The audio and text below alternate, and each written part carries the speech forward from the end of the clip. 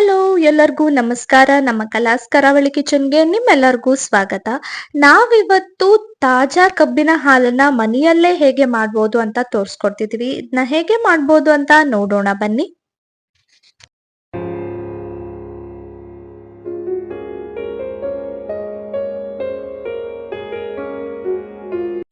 First ನಾವಿಲ್ಲಿ ಈ ಕಬ್ಬನ್ನ ತಗೊಂಡಿದೀವಿ.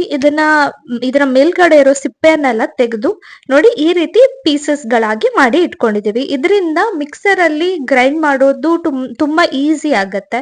ನೋಡಿ ಈ ರೀತಿ ಚಿಕ್ಕ ಚಿಕ್ಕ ಪೀಸಸ್ ಗಳಾಗಿ ಮಾಡ್ಕೋಬೇಕು, ಇಲ್ಲಾಂದ್ರೆ ಮಿಕ್ಸರ್ ಬ್ಲೇಡ್ ಕಟ್ ಆಗೋ ಚಾನ್ಸಸ್ ಇರುತ್ತೆ. ಆದಷ್ಟು ಚಿಕ್ಕದಾಗಿ ಪೀಸಸ್ ನ ಮಾಡ್ಕೊಳ್ಳಿ.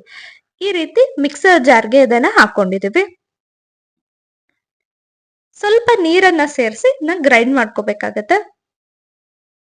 ನೋಡಿ ಜ್ಯೂಸ್ ಈಗ ರೆಡಿ ಆಗಿದೆ. ನಾವು ಐಸ್ ಅನ್ನ ಆಲ್ರೆಡಿ ಹಾಕಿ ಇಟ್ಕೊಂಡಿದೀವಿ.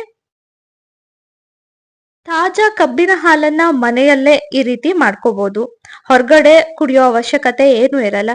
ಇದಕ್ಕೆ ನಾವು ನಿಂಬೆ ಹಣ್ಣಿನ ರಸವನ್ನ ಹಾಕ್ತಿದೀವಿ. ಹಾಗೆ ಸ್ವಲ್ಪ ಶುಂಠಿಯನ್ನ ಜಜ್ಜಿ ಅದನ್ನು ಕೂಡ ಹಾಕ್ತಿದೀವಿ. ಸ್ವಲ್ಪ ಕಾಳು ಮೆಣಸಿನ ಪುಡಿಯನ್ನು ಕೂಡ ಹಾಕೊಳ್ತಿದೀವಿ. ಈಗ ತಾಜಾ ಕಬ್ಬಿನ ಹಾಲಿನ ರಸ ಈ ರೀತಿ ರೆಡಿಯಾಗಿದೆ.